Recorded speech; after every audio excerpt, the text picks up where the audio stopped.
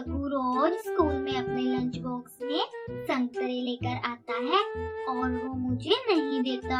कहता है तुम अपनी मामा से कहना, वो तुम्हें लेकर देंगी। आप मुझसे प्रॉमिस करें ना, आप मुझे संतरे जरूर लेकर देंगी। बेटा, मैं आपको संतरे जरूर लेकर दूंगी, बस मैंने कालू से काम की बात की हुई है, वो मुझे काम पर रख लेगा तो मैं आपको रोज संतरे लेकर दूंगी। डुगडुगी चिड़िया चिंटू के साथ ऐसे ही बातें करके उसे सुला देती है और सुबह चिंटू को स्कूल भेजकर खुद कालू के पास चली जाती है। कालू, तुम्हारे संतरे तो खूब बिक रहे हैं और तुम्हारा जग्गू तो रोज स्कूल में संतरे लेकर जाता है। कालू, मुझे भी काम पर रख लो, मैं पास वाले जंगल से तुम्हारे ग्राहक लेकर आया करूंगी। जाओ जाओ डुगडुगी, तुम्हें काम पर रखकर मैंने नीलों से पिटाई करवानी है और तुम इतना सड़ क्यों रही हो? अगर मेरा जग्गू रोज स्कूल में संतरे लेकर जाता है, कोई काम है नहीं तुम्हें और ऐसे ही मुंह उठाकर आ जाती हो तुम। कालू, मुझे क्या जरूरत है तुमसे जलने की? भगवान तुम्हारा भला करे। मैं तो बहुत आशा लेकर आई थी तुम्हारे पास कि तुम मुझे काम पर रख लोगे। डुगडुगी वहाँ से चली जाती है। डुगडुगी बहुत से पक्षियों के पास काम के लिए जाती है, लेकिन पक्षी डुगडुगी को डांट कर निकाल देते हैं। डुगडुगी बहुत ज्यादा चिंतित हो जाती है। रात को डुगडुगी जब घर आती है तो चिंटू अपनी मामा का इंतजार कर रहा होता है।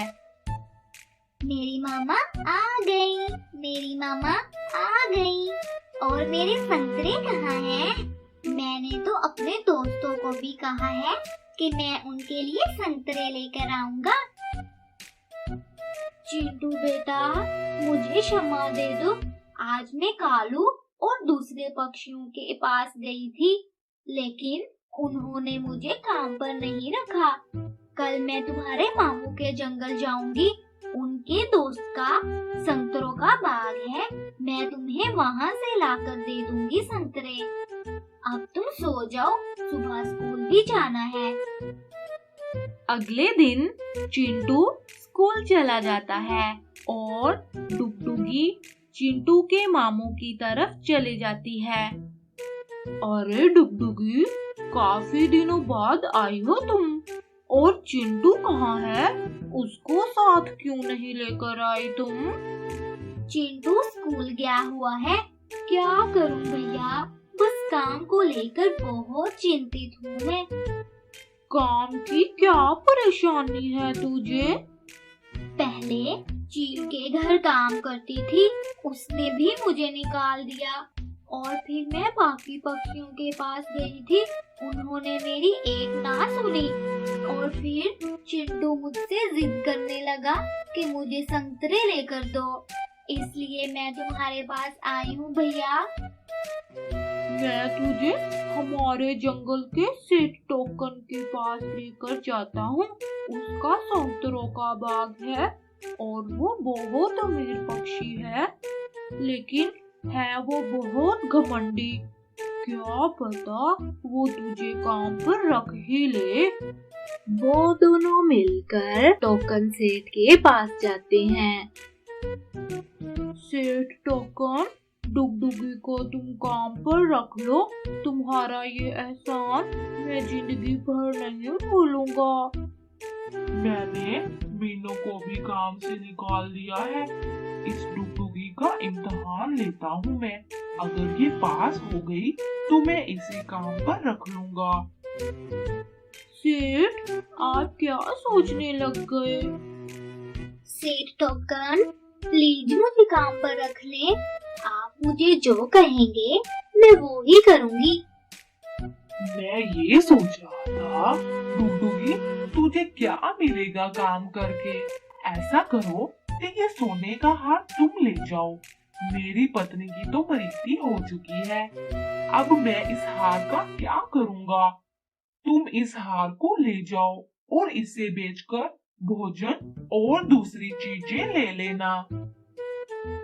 नहीं नहीं टोकन, मैं ये सोने का हार लेने के लिए नहीं आई तुम्हारे पास।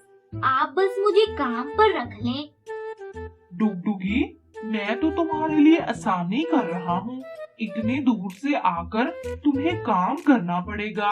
मैंने तो तुम्हारा भला चाहा था कि तुम आराम से बैठकर खाना। नहीं सेठ जी, अगर ये हार मैंने आपसे ले भी लिया और अगर इसे बेच दिया तो एक ना एक दिन तो इसके पैसे खत्म हो ही जाएंगे और इसके बाद मैं क्या करूंगी? और फिर मेरे जंगल के किसी पक्षी ने मुझे काम पर नहीं रखना, इसलिए मैं आपसे ये सोने का हार नहीं ले सकती। चलो कबूतर चलो, तुम किसी और पक्षी के पास ले चलो मुझे। नहीं नहीं डुगडुगी, रुको, मैं तो तुम्हारा इम्तिहान ले रहा था।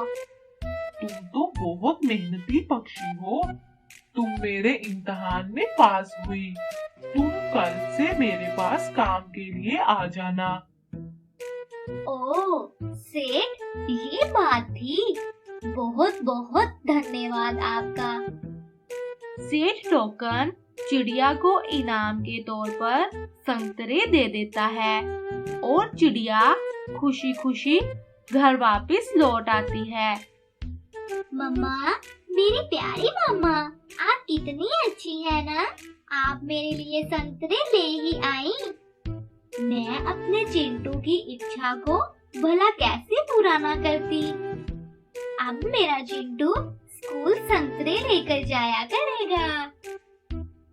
चिंटू अगले दिन खुशी खुशी स्कूल संतरे लेकर चला जाता है और डुगडुगी चिड़िया अपने काम पर चली जाती है।